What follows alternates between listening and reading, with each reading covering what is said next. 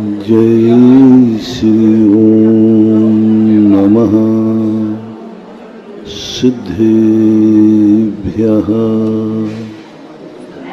सर्वमंगलमांगल्यं सर्वकल्याणकारकं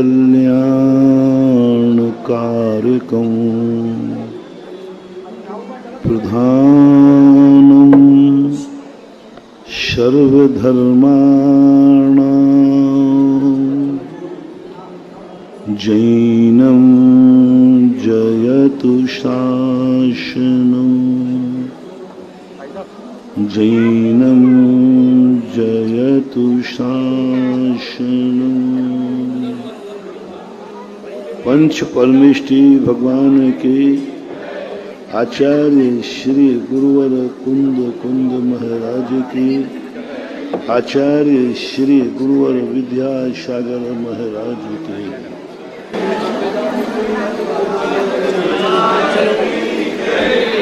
जो हम अपनी जिंदगी में चाहते हैं वह तो बाद में मिलेगा, लेकिन जो तुम्हारे पास है उसके संबंध में विचार किया जा रहा है। हम अपनी जिंदगी में भावी कल्पनाओं में उड़ते उड़ते जिंदगी खराब कर देते हैं, और जो हमारा वर्तमान है वो हमसे रूठ जाता है। तुम्हारे घर में कोई मेहमान आवे, जो सामने खड़ा है उसकी तो कीमत नहीं कर रहे हो, जो अभी नहीं आया है उससे पूछ रहे हो कि वो क्यों नहीं आया। आप थोड़ा विचार करना, आपके घर में कोई रिश्तेदार आया,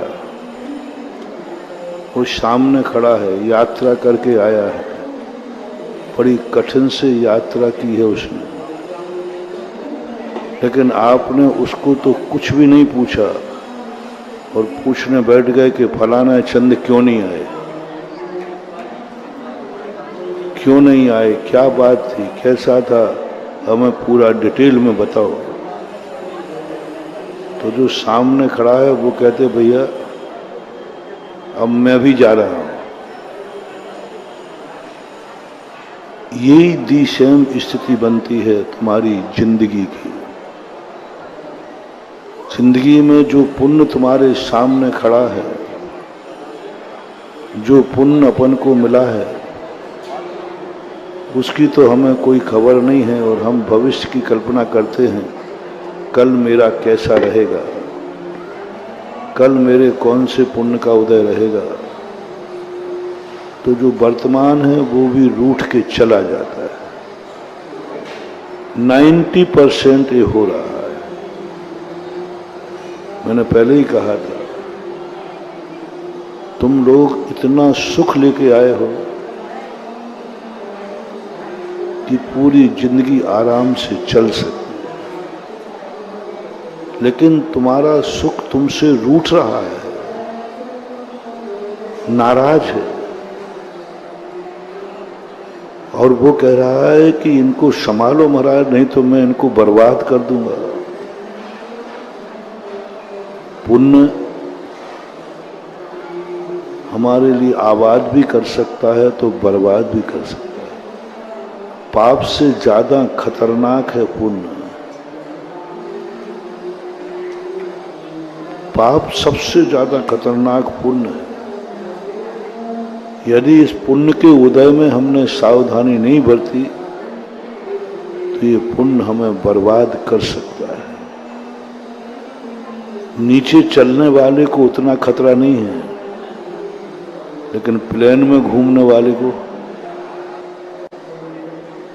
जमीन पे कोई चल रहा है, रूठ भी जाएगा तो गिर जाएगा और क्या होगा, लेकिन जो प्लेन में उड़ रहा है यदि पुण्य रूठ गया तो फिर दांत भी मिल जाए तो बहुत बड़ी बात है। कई बार प्लेन में मरने वालों को जूतों से पहचाना, कि भाई ये जूता इसके नंबर का है, बाकी सब गायब हो जाता है। इसलिए महावीर स्वामी हमेशा पापियों को उपदेश नहीं देते, पुण्यात्माओं को उपदेश देते। दुखी आदमियों को उपदेश नहीं देते, सुखी आदमी को उपदेश देते। गरीबों को उपदेश नहीं देते, अमीरों को उपदेश देते हैं। नरकों में कोई उपदेश देने नहीं जाता, क्योंकि वो तो पापी है, उनको ज्यादा खतरा नहीं है। गरीब को ज्यादा खतरा नहीं है, गरीब को संभालने की जरूरत ही नहीं, क्योंकि वो इतना गरीब है कि वो क्या पाप करेगा, उसको तो अभी खाने को रोटी भी नहीं है, वो कितने पाप कर देगा। दुखी आदमी कोई ज्यादा पाप नहीं करता, क्योंकि वो तो वैसे ही दुखी आदमी को पुण्य बंध कम होता, पाप बंध कम होता है।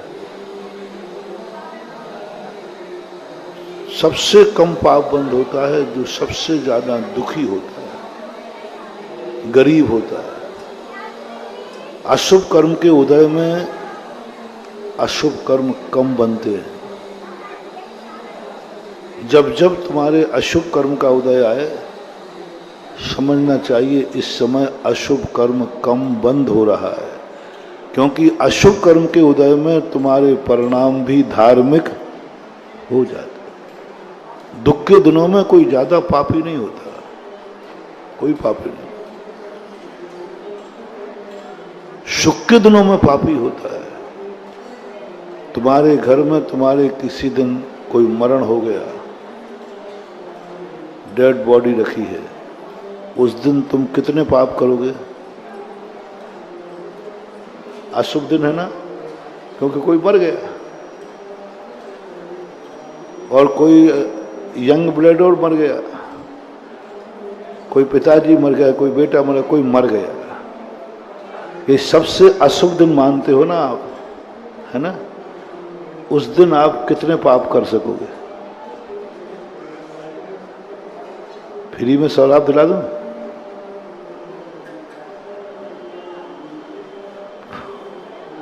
देख लो बॉडी किसकी रखी है,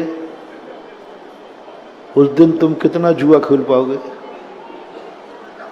उतना तुम कितना गुंडागर्दी कर पाओगे, उस दिन तुम्हारे मुंह से कितनी गालियां निकलेंगी, कल्पना करो। बहुत अशुभ दिन है। डेड बॉडी घर में पड़ी है, पूरे घर में उस दिन कोई पाप नहीं होता, पूरे घर में कोई बुरा भाव नहीं करता, और जितने लोग बैठने आए वे भी, आप लोग और बता दो, बैठने आए वे भी पी करके आएंगे कि बिना पिए? मुझे हेल्प करना थोड़ी, मैं जानता नहीं हूं। मरघट में जब अर्थी ले जाते हो तो उसमें छाछ चलने वाले पी करके जाते कि बिना पिए? शायद यही है, कितना भी बड़ी पियक्कड़ क्यों ना हो,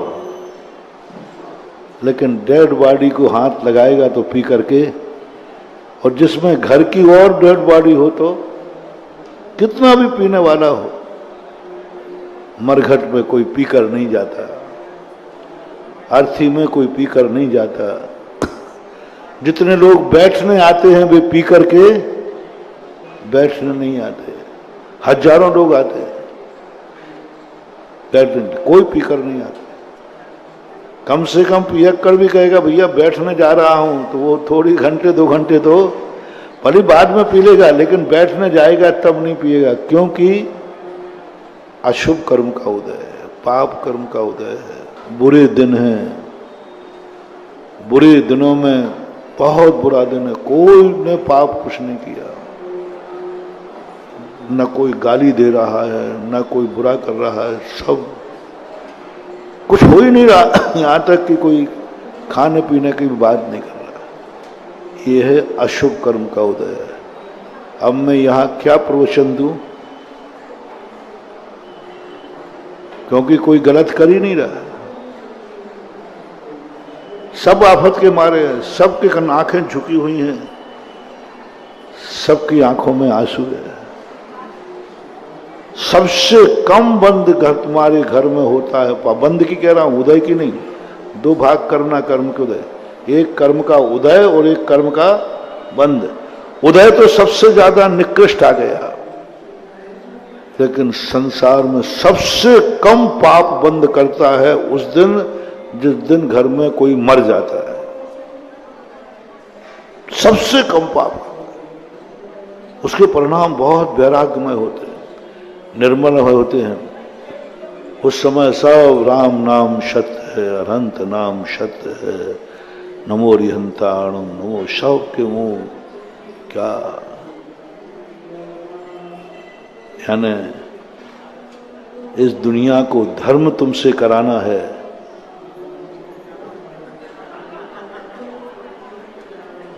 आगे मैं नहीं बोलता भाई, ये मामला गड़बड़ है।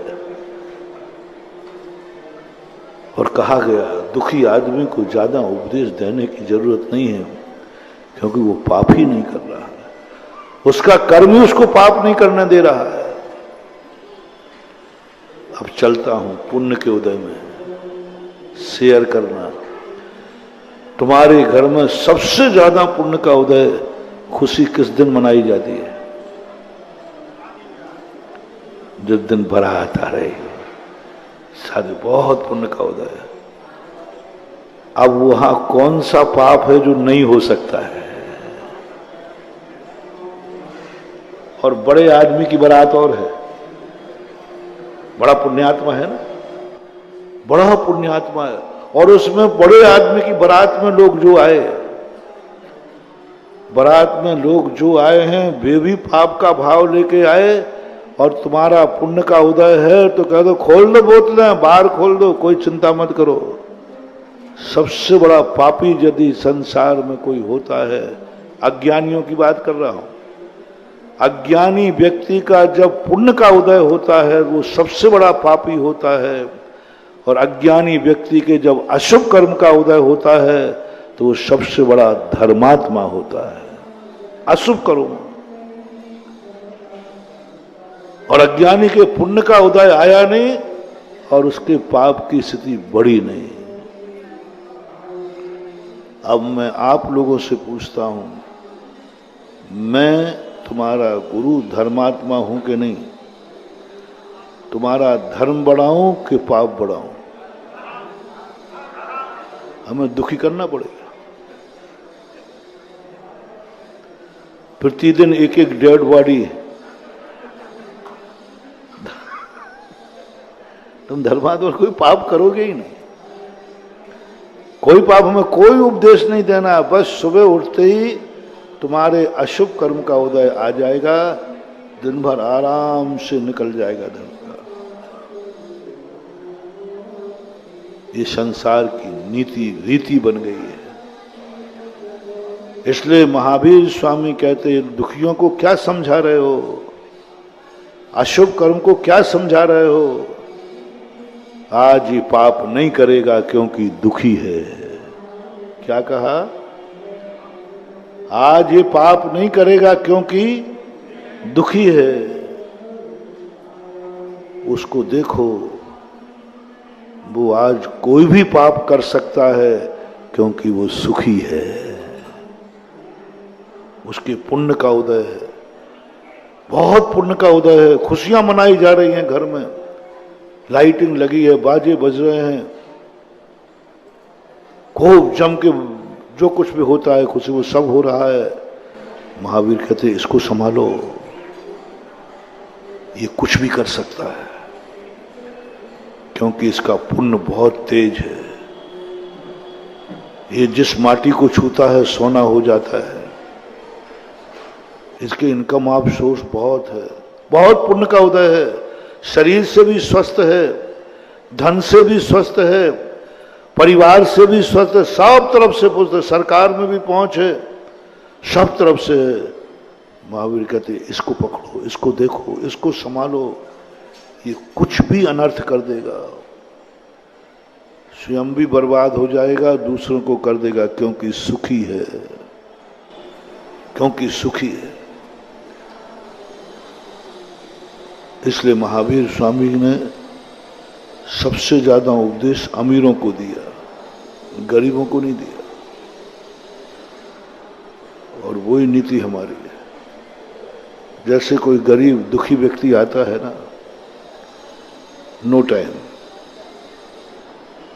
निकालो उसको बाहर करो उसको। गरीब हो, दुखी हो, परेशान हो, उनके पास, उनके लिए मेरे पास कोई टाइम नहीं, मत आया करो रे। हम अपना तुम्हारे साथ में समय बर्बाद नहीं करना चाहते। उसके दो कारण हैं। पहला कारण है, मैं जन्म जन्म का पुण्यात्मा हूं कि पापात्मा? मैं। और जो दुखी है, गरीब है, वो जन्म जन्म का। कैसे संधि बैठेगी तुम्हारी हमारी? मैं जन्म जन्म का पुण्यात्मा, तुम जन्म जन्म के पापी, तुम्हारी रिश्तेदारी बनी नहीं सकती, तुम्हारी हमारी पटरी बैठी नहीं। 36 का आंकड़ा है। और दूसरा कारण है, तुझे धर्म का उपदेश देने की जरूरत ही नहीं है, क्योंकि तुझे तो धर्मात्मा कर्म ने बना दिया। कर्म ने बना दिया। कर्म ने कहा, यहां क्या बैठा है, मंदिर जा। यहां क्या बैठा है, महाराज के पास जा, आशीर्वाद लेके आ जा। कर्म की मार से लोग आते हैं, इतने लोग आते हैं, हम तो बहुत परेशान हो गए इन दुश्मनों को आशीर्वाद देते देते। 36 का आंकड़ा। मैंने जन्म जन्म का पुण्यात्मा करके आया हूं भाई, तुम जन्म जन्म के पाप करके आए हो। और इतना जो देखो सब 90% कर्म के मारे आते हैं मंदिर में। आज पंचम काल में 90% कर्म के मारे फेरते हैं नमोकार मंत्र की माला, कर्म के मारे पढ़ते हैं भक्तांबर पाठ, कर्म के कारण जाते हैं महाराजों के पास। और बस इसी से हमारा आंकड़ा ठीक नहीं बैठता। जो कर्म की मार से आता है, मैं उसको भक्त मानते ही नहीं। मेरा नेचर बिल्कुल उल्टा है। मैं वो नमोकार मंत्र वाला बाबा नहीं हूं, ना मैं भक्तांबर वाला बाबा हूं कि आओ रे जिनके जो दुख हो सबके दुख दूर करूं।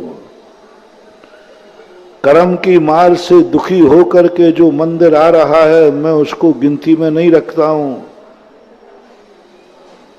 ये तो कर्म का मारा है। कर्म का मारा यदि व्यक्ति भगवान के पास आ रहा है तो कौन सी बड़ी बात कर रहा है। कर्म की मार पड़ती है तो लोग तो गधे को बाप कह देते, ये तो भगवान ही है। कुछ गलत तो नहीं है? जब कर्म की मार पड़ती तो लोग तो गधे को भी, ये मुहावरा है, अटके पर लोग, तुम तो भगवान को ही भगवान कह रहे, कौन सा बुरा कर रहे हो? देखो महाराज, मैं हर संकट में भगवान को याद करता हूं। मैंने कहा मुझे बुद्धू बना रहा है। संकट में तो तू गधाई को बाप कह देगा। महाराज जी देखो, मुझे कभी भी संकट आता है मैं तुरंत अभिषेक करने आता हूं। हाँ, मालूम है। कर्म के संकट के मार में तो भगवान का अभिषेक कहता हूं, गधे के पैर धो के पी जाए, क्योंकि कर्म का मारा है। हाँ, कोई कह देवे कि साहब जसलोक से वापस आ गए, डॉक्टर ने सब मना कर दिया, और उसमें कोई कहे धीरे से, देखो एक गधा है यहाँ ललित कुमार के पास। ऐसा सुना है कि उसका गधे के पैर धो करके यदि पी जाओ तो ठीक हो जाते हैं। बोलो तुम क्या करोगे? सब तरफ से हताश हो चुके हो, झूठ मत बोलना। सब तरफ से हताश हो चुके हो। क्या कहा भैया? क्या कहा? इतनी सावधानी से गुरु की आवाज नहीं सुनोगे? क्या कहा भैया तुमने? सही, हाँ मैंने सुना है भाई, देखो मन बन जाएगा।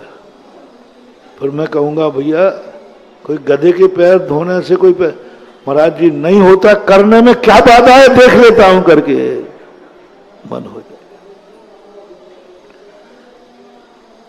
कर्म की मार में तो तुम गधे के पैर धो लो, हम तो कम से कम तुम्हें भगवान के ही पैर धुलवा रहे हैं। हम तो यही कह रहे हैं कि भाई कम से कम भगवान का अभिषेक कर ले, पूजन कर ले भक्तामर। बहुत बड़ी विचित्र दशा है। इसलिए मैं काउंटिंग में नहीं लेता हूं। जो व्यक्ति दुखी होकर के आते हैं, दुखी मन से आते हैं, परेशान होकर मंदिर आते, माला फेरते, मेरे दर्शन करने आते, मैं इनको भक्त मानते ही नहीं हूं। आशीर्वाद तो देता हूं,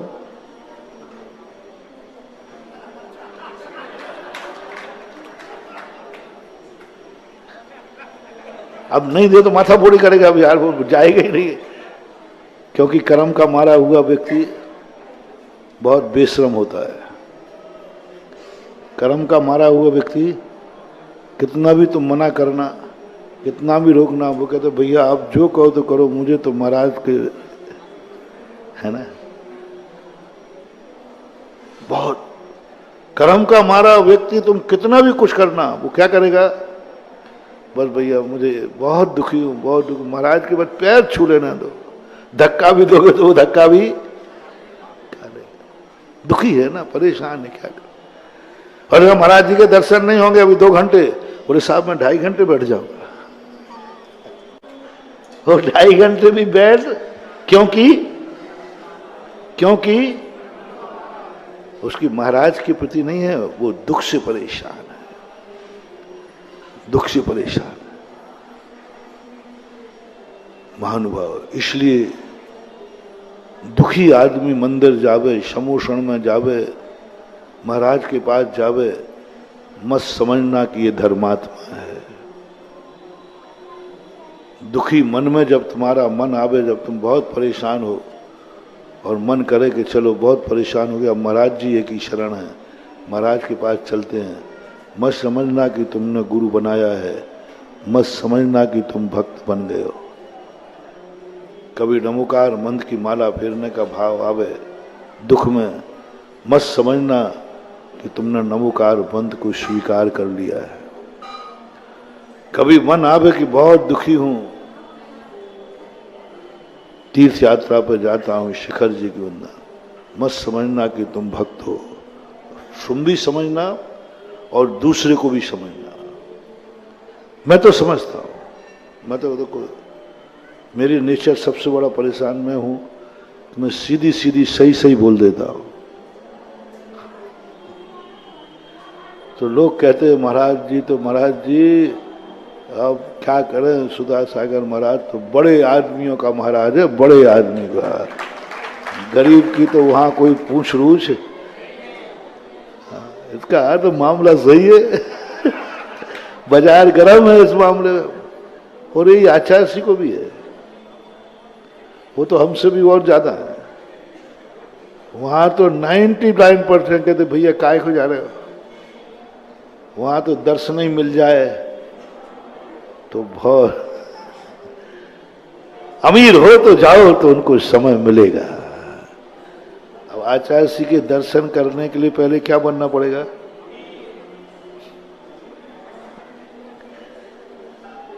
और हमारे दर्शन के लिए आधे अमीर, हम आधे में चला लेंगे वो पूरे अमीर, हम आधे अमीर। सुखी चाहिए बंधु, ये मत समझो कि धन के कारण हो रहा है, उसका पुण्य, वो जन्म जन्म का पुण्यात्मा है। जरूर उसने कोई ऐसा पुण्य किया है कि आज वो सुखी है। और जो सुखी होता है वो धर्मात्मा कम होता है। अपनी परिभाषा क्या बना रहे हैं, जो दुखी होता है वो धर्मात्मा, जो सुखी होता है वो धर्मात्मा कम होता है। और कोई सुखी आदमी धर्मात्मा आन जाए तो समझ लेना ये चौथे काल का व्यक्ति है। क्यों नहीं समझ दूंगा, आपको अनेक मुनिराज मिले पंचम काल में, हीन संगनन में, उसके बाद साधुओं की शक्ति नहीं है, गर्मी सर्दी सब लगती है। महाराज कहते महाराज जी आप मना करते हो कूलर एसी के लिए, पंचम काल के महाराज हैं, आप लोग तक पक्ष कर लेते हो, आप लोग बहुत दयालु हैं। महाराज जी देखो, हम लोग जानते हैं गर्मी का स्वाद क्या है। थोड़ा कूलर एसी लग गए तो आप क्यों महाराज उन महाराजों की फजीती करते हो? हाँ, पंचम काल में है तो सही, शक्ति तो नहीं, गर्मी तो लगती है, ठंड में ठंड भी, और पैरों में चलते हैं तो कांटे, तो ये तो सब पक्का है। महाराज जब आप भी अनुभव है आपको, तो फिर थोड़ा बहुत कोई ले लेता है तो कोई बात नहीं, हमें तो कोई आपत्ति है ही नहीं। फैसला आपके हाथ में है, फैसला आपके हाथ में है। हिम्मत हो तो निर्णय करना। मैं आज से कितना भी शितलाचारी साधु होगा तो भी हम कुछ भी नहीं बोलेंगे, कुछ भी नहीं कहेंगे। मैं यही कहूंगा, कोई कहेगा महाराज जी फला, हम कोई बात नहीं, पंचम काल है, हीन संगनन है। हाँ महाराज जी वो 2 बार भी भोजन कर ले तो, महाराज जी देखो देखो समझो बात को, आप समझो, पंचम काल है ना, पंचम काल है। तुम जो कहोगे मैं उसमें हाँ कह दूंगा। देखो आज मैं बहुत तुम्हारे बहुत लिबरल हो रहा हूं। तुम जितनी साधु को छूट दिला देना, ये कह के कि पंचम, ये कह के कि शक्ति कम है ना। अभी तो हाँ कही दो कम से कम, अभी तो हाँ महाराज बात तो सही है। अब मैं आपसे पूछता हूं, छाती पे हाथ रख के बोल रहा, निर्णय करना। मैं बहुत बड़ा फैसला कर रहा हूं आज की सभा में, तुम्हारे पक्ष में, तुम्हारे साथ हो रहा हूं, जो कहवाओ कर लूंगा। एक साधु कूलर पंखा एसी में बैठा है, एक साधु कोई भी XYZ शितलाचारी, और एक साधु सब चीजों से रहित है, कूलर नहीं, पंखा नहीं, कुछ भी नहीं, साधना में रत है। अंदर चेतना से बताना तुम्हारी श्रद्धा किसके प्रति ज्यादा होगी। आप अपने अंदर से पूछो। आपको मैं जब जानता हूं मुनि भक्त हो सब, दोनों में से आपकी श्रद्धा किस पे ज्यादा होगी? और क्या कहोगे? ये चौथे काल का साधक है। पंचम काल को चौथे काल भेद कर दिया ना। ये महाराज कौन से हैं? अभी तुमने क्या कहा था? कूलर पंखा एसी ले रहे थे ना, तो ये पंचम काल के हम। जो नहीं ले रहा है वो किस काल का है? थोड़ा जोर से बोल दो ना। आप आचार्य जी को चौथा काल के क्यों बोलते हो? अरे वो तो साधु पंचम काल का है, डेट ऑफ बर्थ है, वो भी पंचम काल में जन्मे, वो भी पंचम काल में रह रहे हैं, वो सब कुछ पंचम काल का है। फिर भी भक्त क्या मान के कर रहा है, गजब। बोलो आचार्य श्री का जन्म पंचम काल में हुआ कि नहीं? पंचम काल के हैं कि नहीं? लेकिन नमोस्तु करते समय क्या भाव आता है? मैं चतुर्थ कालीन साधु को नमोस्तु कर रहा हूं। साधु किसी को समय दे रहा है, समझ लेना ये केस डेंजर है। डॉक्टर को कौन से मरीज देखने में समय लगता है? सर्दी जुकाम वाले को।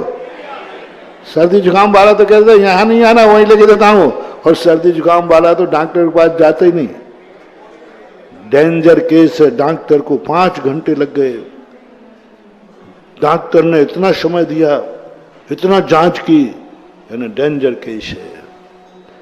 इसी प्रकार तुम्हारा गुरु, तुम्हारा भगवान, सारे 3 लोगों का डॉक्टर है। जिसको जितना समय दे रहा है, समझ लेना ये केस सीरियस है। ये ज्यादा नरक जाने की संभावना है। सबसे बड़ा चक्रवर्ती भगवान ने समय दिया। संसार का सबसे बड़े आदमी को क्या ऐसा गजब। मैं पहले सुनकर के दंग रह गया। चलो हम लोग तो फिर भी थोड़ा बहुत पक्षपात करते हैं, अमीर आदमी से प्रभावित हो जाते हैं। गरीबों को बाहर निकाल देते। तो कई बार पंचम काल में हूँ तो हूँ, दुख भी होता है। वो गरीब बेचारा बाहर क्या सोच रहा होगा कि देखो महाराज अमीर से घंटों घंटों समय है इनके पास, और मेरे गया था चल बाहर चलो बाहर, तो वो क्या सोच रहा होगा, क्या सोचेगा। हम साधु हैं, हमें तो पक्षपात नहीं करना चाहिए ना, सबको बराबर समय। उनकी सुनी तो इनकी भी सुनना चाहिए। चलो कोई बात, इनको 10 मिनट दे दो, गरीब को 5 मिनट, तो ये पक्ष तुम्हारा सबका, मेरा भी होता है, मेरा पक्ष भी था ये, मैं भी यही सोचता था। भले तुम्हें समय नहीं दूं, लेकिन मन में भाव आ जाता है कि मैंने बेचारे दुखी आदमी को समय नहीं दिया, अच्छा नहीं किया। और सुखी आदमी को बैठा हुआ हमने घंटे भर दे दिया, गरीब को 1 मिनट नहीं दिया, अमीर को मैंने घंटा भर दे दिया। आता है इंसान हो रे, इंसान हो, मुझे भी भाव आता है। लेकिन मैंने कहा कि ये गलती हम ही लोगों से हो रही कि अपने बड़ों से हुई। तो मैंने सीधा भगवानों को उठाया, मैंने कि भगवान आप क्या करते थे। छोटे आदमी कभी अपनी क्रियाओं पर डाउट हो तो वो किसको देखता है। तो मैंने भगवान को कहा, भगवान आप क्या करते थे, आप क्या सबके साथ आप पक्षपात करते थे कि नहीं, कि आप सबको बराबर समय देते थे, सबको बराबर आशीर्वाद देते थे, सबको बराबर देते थे। भगवान को मैंने देखा, मैंने कहा भगवान आप क्या करते थे, आपके समय भी तो अच्छे बुरे लोग थे, आपके समय भी सुखी दुखी लोग थे, आपके समय भी गरीब अमीर थे, आप क्या करते थे भगवान। भगवान कहते हैं पूज्यवर यति सवाचार्य महाराज त्रिलोय परिणति में, क्या गजब का पूज्यवर जिनसेन स्वामी महापुराण में भगवान का समय प्रवचन देने का फिक्स है।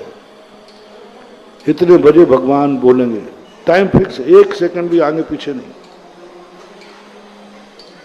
एक बेचारा गरीब था, दुखी था, परेशान था, अस्पताल से आ रहा था, थोड़ा सा लेट हो गया, थोड़ा सा तीर्थंकर का प्रवचन बंद हो गया। भगवान दोबारा नहीं आ पाऊंगा, एक बार बड़ी मुश्किल से समय निकाला है, भगवान 2 शब्द बोल दो, 2 शब्द बोल दो भगवान, नहीं आ पाऊंगा दोबारा, आपका प्रवचन फिर दोपहर में होगा, मैं नहीं आ पाऊंगा। आप समस्या देखो, मैं अस्पताल से मुश्किल से आया हूं, मेरा मरीज आईसीयू में भर्ती है और मौत का दिन गिन रहा है, बहुत परेशान हूं, घर की हालत बहुत खराब है, नहीं आ पाऊंगा भगवान द्वारा, मुश्किल से आयो, पर 2 शब्द बोल दो, 2 शब्द प्रवचन के दे दो। भगवान का हृदय नहीं पसीजा, जो वहां प्रोटोकॉल था, चल बाजी चल, चले आते हो जब चाहे। प्रवचन सुनना है तो समय पे आइए, प्रवचन सुनना है तो ना। भगवान ने दिखा, कोई ने दया नहीं दिखाई, सबने कहा ये ज्यादा माथा फोड़ी कर रहा है, इसको बाहर करो, उठो यहां से, नहीं आ सकते तो क्या करो, तुम्हारे महाराज तुम्हारे नौकर लगेंगे। भगवान जब चाहो तब बोले, मुसाफिर खाना मचा रखा है क्या, उसको 17 सुना दिए। वो बेचारा लौटने लगा, क्योंकि अभी मरीज कहाँ है। जैसे लौटने को हुआ उसी समय चक्रवर्ती आ गया। चक्रवर्ती आते ही सारी सभा, अभी भगवान का बोलने का समय नहीं था, भगवान ने बोलना चालू कर दिया। अकाल में सर्वज्ञ महानुभाव, हम तो छद्मस्त हैं, हम तो छद्मस्त हैं, हमारे मन में तो कोई विकल्प आ सकता है। तीर्थंकर तो छद्मस्त नहीं है ना, वो तो सर्वज्ञ हैं। भगवान बोलना चालू हो गया, अपने आप बोलना, दिव्य ध्वनि चालू, प्रवचन चालू, सभा चालू। वो गरीब कहता है, क्या है भगवान ये मामला तेरे दरबार में, क्या मामला है, मैं दुखी आदमी इतना चिल्ला रहा, रो रहा हूं, तो आप 2 शब्द नहीं बोल पाए। और ये चक्रवर्ती आया तो चक्रवर्ती की पहुंचती महानुभाव, जब तक चक्रवर्ती सभा में रहेगा भगवान का प्रवचन चलता ही रहेगा, कोई टाइम नहीं। और जब चाहे तब चक्रवर्ती समय से पहुंचना जरूरी नहीं है। चक्रवर्ती को ये नहीं देखना कि प्रवचन का समय है। चक्रवर्ती कहता है जब पहुंचेगा तब प्रवचन होगा, उसके पुण्य से होगा। ये प्रसंग पढ़ करके मैंने कहा भगवान आप हम तो कर रहे थे तो ठीक था, आओ आप। मैंने कि भगवान ये ठीक नहीं है। तब भगवान ने मुझे समझाया, जो मुझे समझाया मैं तुम्हें समझा रहा हूं। उन्होंने कहा देखो ये कहां से आया था? अस्पताल से, दुखी। यहां से लौट करके कोई पाप कर सकता है? सीधा कहां जाएगा? दुखी आदमी। और ये चक्रवर्ती है ना, ये भी जाएगा, इसके पास भी टाइम नहीं है। और यहां से लौटने के बाद ये क्या कर सकता है? कुछ भी कर सकता है। इसलिए इसको जितनी देर यहां बैठा रहे अमीर, उतना ही जगत में शांति है। और क्योंकि जितनी देर यहां बैठेगा और जितना समय मैं दूंगा, 1000 गरीबों को उपदेश देने से गरीबी दूर नहीं होगी। एक अमीर को धर्मात्मा बना दे तो 1000 के पेट की आग बुझ जाएगी। एक अमीर सुधर जाए, एक अमीर सुधर जाए, राजा सुधर गया चक्रवर्ती, तो 6 खंड सुधर जाएगा। और 6 खंड सुधर जाए और राजा ना सुधरे तो कानून उसके हाथ में। इसलिए अमीर आदमी को सुधारो, पुण्यात्मा को सुधारो, तुम भी सुधरो। 2 बातें कर रहा हूं, मुझे भी छूट दो। गरीब लोगों, महाराज आज से हम आपका कोई समय खराब नहीं करेंगे। आप तो अमीरों को दे दो ललितपुर के। ललितपुर के अमीर सुधर गए ना तो ये नगरी चौथे काल की हो जाएगी। गरीबों के कारण नहीं। समाज को भ्रष्ट कौन करता है? नियम कानून कौन तोड़ता है? रात्रि भोजन की शादियां यहां त्याग की गई थी, किसने तोड़ी? तो हम किसको सुधारें? आ गया, मुंह से निकल गया, पैसे नहीं निकालते, धोखे से निकलवा लिया। पुण्यात्मा को कहो हे भगवान, हमारा भगवान, हमारा गुरु पुण्यात्माओं को इतना समय दे कि वे सारे धर्मात्मा बन जाएंगे। और बेधर्मात्मा बन जाएंगे तो सारे जगत का बेड़ा पार हो जाएगा।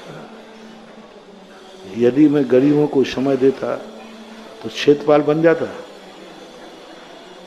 किनके कारण बना? दर्शन कौन करेंगे? गरीब। मूर्खो, तुम मंदिर बना करके क्या, तुम्हारी किस्मत में ही नहीं थे तुम मंदिर बना लेते। मैंने अमीर को समय दिया, मंदिर वो बना गया, वो तो आएगा ही नहीं। आएंगे कौन? वाह रे वाह, ये है मोनोपोली। समझो रे, समझो रे। तुम समझ रहे हो मैं अमीरों का महाराज हूं, अरे मैं गरीबों का बादशाह हूं। तुमसे कहते भैया मंदिर बनाओ, दर्शन करो, तो तुम कहते महाराज जी घनी खम्मा अन्नदाता, पहले हमें रोटी तो लाओ। हम अपना घर का मकान नहीं बना पा रहे, मंदिर क्या बनाएंगे? हम घर से फुर्सत नहीं है। गरीबों को मंदिर बुलाना है, गरीबों से पूजा कराना है, तो हमें किसी अमीर को समय देना ही पड़ेगा। अब गरीब सोच रहे हैं अमीर को समय दे रहा है। उन मूर्खों में इतनी बुद्धि कहां है कि अमीर को समय दिया जा रहा है। इसका अर्थ है अब गरीबों का उद्धार होने वाला है। अब गरीब कोई बिना दर्शन के नहीं रहेगा, अब गरीब कोई बिना पूजन के नहीं रहेगा, अब गरीब बिना अभिषेक के नहीं रहेंगे, क्योंकि महाराज के पास एक अमीर आया है, वो मंदिर बनाएगा, अपन सब पूजा पाठ करेंगे। बोलो, मैंने अमीर का मंदिर बनवाया है या गरीबों के लिए मंदिर बनवाया है? अब तो कह दे रहे भैया, सोच है तुम्हारा छोटा। अमीर आदमी जब महाराज के पास बैठे हो, बाहर बाजी बजाओ, जरूर आज कुछ नई घोषणा होने वाली है। जरूर आज कुछ नया होने वाला है जो हम पूरे ललितपुर वाले नहीं कर पाएंगे, वो होने वाला है। क्योंकि बड़ा आदमी बैठा है, या तो सुधर के आएगा, और यदि ये सुधर गया तो सारे जगत को सुधार देगा। एक बड़ा आदमी दानी बन जाए तो वो 1000 लोगों की रोटी दे सकता है, धर्मात्मा बन जाए। और 1000 भूखे यदि धर्मात्मा बन जाए तो हम सारे भिखारियों को धर्मात्मा बनाते हैं। हे भिखारियों, सबको दान देना चाहिए। कितना चिल्लाऊं? और यही आवाज किसी अमीर के यहां लगा दूं तो, और यदि वो भक्त बन गया तो 1000 अमीर गरीब सुधर जाएंगे। तीर्थंकर के समोषण में भगवान ने कहा इसको सुधार दो, 6 खंड सुधर जाएगा।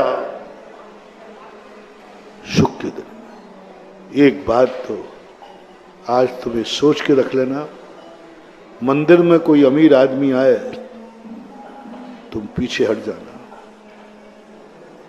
सब लोगों के लिए मेरा कहना है, अमीर जब तुम बैठो तो प्रवचन के बीच में 2-3 बार पीछे जरूर देख लिया करो। तुमसे अधिक पुण्यात्मा को पीठ मत दिखाना, तुमसे अधिक अमीर, तुमसे अधिक व्यक्ति सुखी आदमी पीछे मत बैठाना, पीछे मत बैठाना, क्योंकि वो तुमसे अधिक सुखी है, तुमसे अधिक अमीर है, तुमसे अधिक गुणवान है, तुमसे अधिक है, और तुम उसमें कमजोर हो। पीठ मत दिखाना, उसको आगे लाओ, आगे लाओ उसको। मंदिर में भी यदि अमीर आए तुम अभिषेक पीछे हट जाओ, उसको आगे कर लेना। कोई अमीर यदि बीच में लगा है ना तो तुम पीछे आ जाना, उसको आगे कर लेना। तुम्हें जगह ही नहीं मिले, कभी अमीर आदमी आए तो तुम खड़े हो जाना, अमीर को सीट दे देना। इतना करने से यदि वो खुश हो गया तो बोलो, खुश हो गया तो तुमने तो सीट दी है, वो तुम्हें गाड़ी ही दे देगा। तुमने तो क्या दी है, वो तुम्हें गाड़ी दे देगा। कभी महाराज के पास आवे तो कहना भैया आप जाओ, आपको समय मिल जाए तो हमारा काम हो जाएगा। मेरे लिए महाराज के पास समय मिल भी जाएगा तो क्या करें। सड़क पर तुम चलते हो ना, मैं सदा कहता हूं, उदाहरण दे रहा हूं, आपके पास साइकिल है, कौन सी साइकिल? एटलस वाली, अच्छी वही है, वो साइकिल चलाए, और हाईवे है, पीछे वाला हार्न वाला बस ट्रक सब गाड़ी हार्न बजा रहा है। तुम कहते तेरे बाप की सड़क है क्या? नहीं हटूंगा, हो जा साइड से भाई। पीछे वाला पुण्यात्मा है, उसके बाद 4 व्हीकल है, और तू साइकिल वाला है। बोलो, उसकी किस्मत में 4 व्हीकल है, तुम्हारी किस्मत में साइकिल है। पुण्य का उदय किसका है? बड़ा कौन है? समर्थ कौन है? साइड से हो जाओ, अन्यथा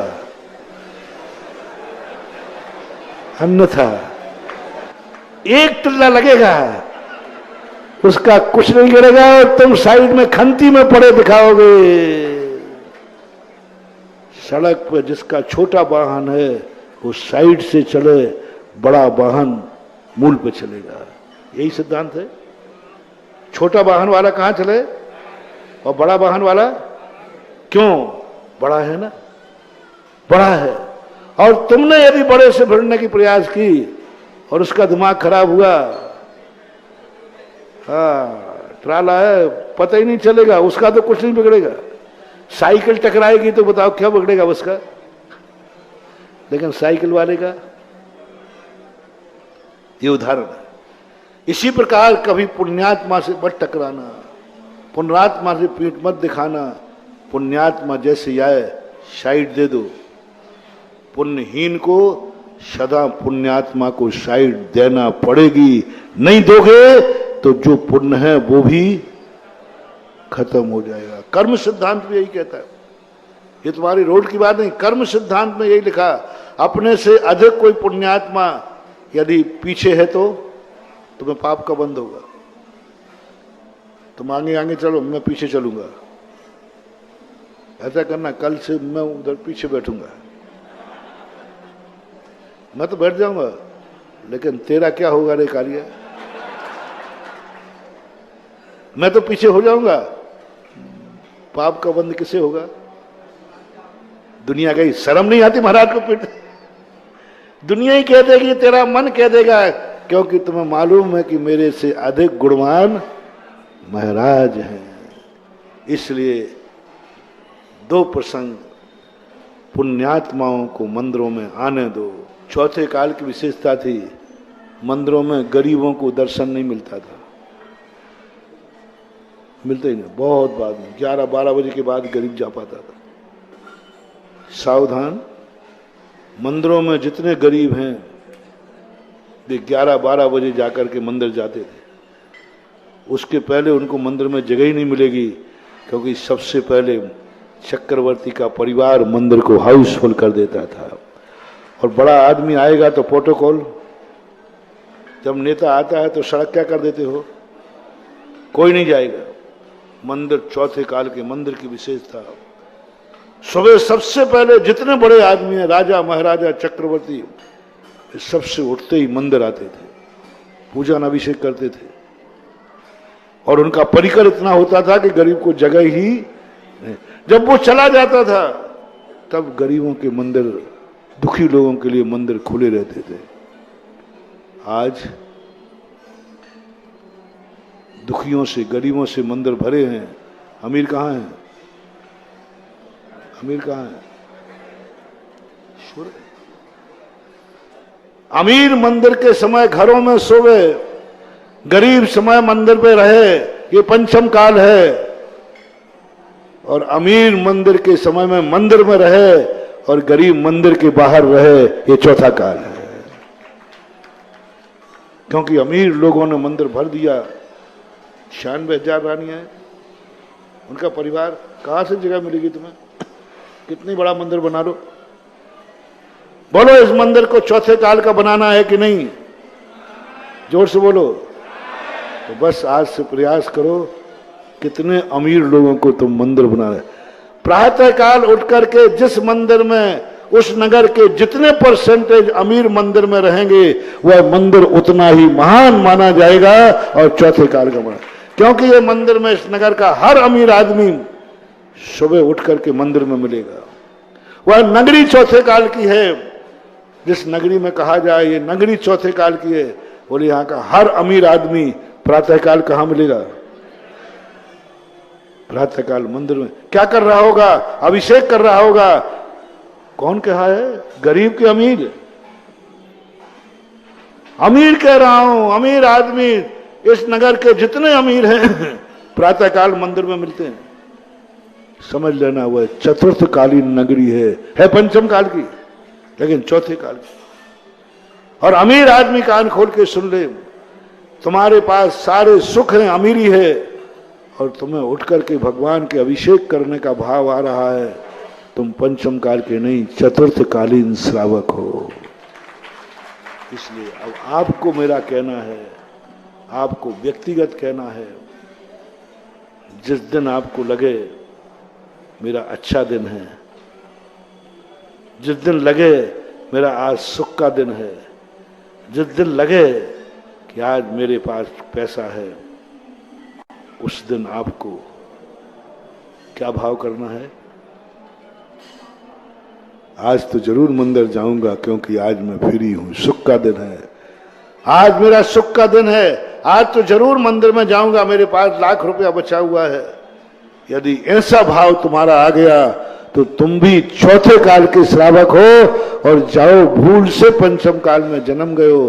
क्योंकि पंचम काल में पुण्य के उदय में पुण्य करने का भाव आना, धन आने के बाद धर्म करने का भाव आना, सुख में धर्म का भाव आना, ये चौथे काल की निशानी है।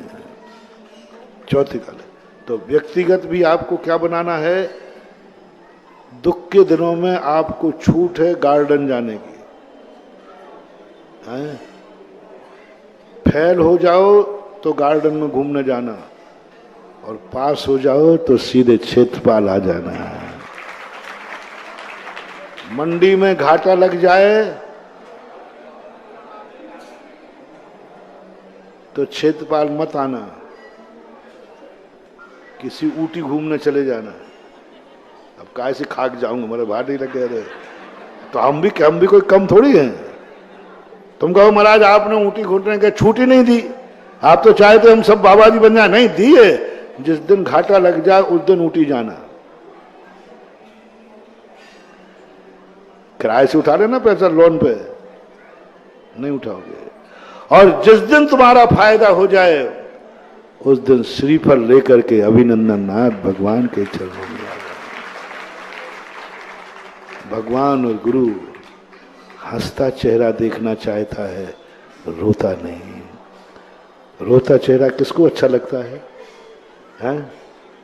हंसता चेहरा देखना चाहता है।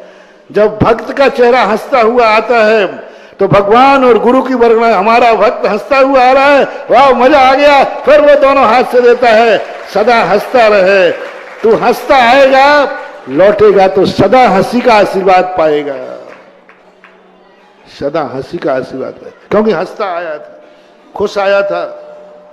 जैसे आप अपने बेटे को हंसता देखने पर खुश होते हो कि दुखी देख करके? हंसता देख। और जब बेटे की हंसता देखता है और जो दुआ निकलती है माँ के अंदर से, पिता के अंदर से जो दुआ निकलती है, वो दुआ उसे जिंदगी भर खुश कर देती है। और रोते समय आते हो तो तुम्हारे आंसू देखकर माँ भी रो पड़ती है। अब वो दुआ क्या खाक देगी? वो दुआ अब क्या खाक देगी? क्योंकि वो खुद रोने। अब मैं क्या दुआ दूं तुम्हारे दुख से, मैं खुद दुखी हो गया। डॉक्टर यदि मरीज को रोता देखकर स्वयं रोने बैठ जाए तो क्या होगा? वो दवाई कर लेगा? दुखी देखकर यदि वो दुखी हो जाए तो नहीं करेगा। हम लोग क्या करें तुम्हारे लिए? तुमने इतना दुख सुना करके मुझे खुद दुखी कर दिया। मैं भी कोई पत्थर का थोड़ी हूं, मुझे करुणा जाके। अब दुखी मन कभी दुआ नहीं दे सकता। दुखी मन ताकत खत्म हो जाती है, ताकत खत्म हो जाती। और सुखी मन जब होता है, तुम भी कुछ बांटोगे। जिस दिन दुखी रहोगे उस दिन के, जिस दिन खुश रहोगे उस दिन, है ना? सिद्धांत वही लगाते जाओ। महाराज जिस दिन खुश रहेंगे, महाराज को तुम खुश कहो, उस दिन महाराज कहेंगे मांग ले, क्या मांगना है, आज मैं खुश हूं। और दुखी करोगे तो ले भाई ले, चल ले। अपना प्रसंग समय हो गया। आज बहुत मार्मिक बात कही। हमें सुख के दिनों में चेतना है, पुण्य के उदय में चेतना है, अशुभ कर्म में ज्यादा नहीं घबराना। जिस दिन अशुभ कर्म होता है उस दिन घर में कोई पाप नहीं होता है। डेड बॉडी का उदाहरण दिया था ना। और पाप किस दिन होता है? जिस दिन कोई अच्छा दिन आता है उस दिन घर को बचा लो, उस दिन बारात को बचा लो, उस दिन अपने नगर को बचा लो, उस दिन अपने मन को बचा लो, उस दिन अपनी आंखों को बचा लो, उस दिन अपने मुंह को बचा लो, उस दिन अपने हाथों को बचा लो, उस दिन अपने पैरों को बचा लो। किस दिन? जिस दिन पुण्य का उदय है, बस सब काम हो जाएगा। महावीर भगवान।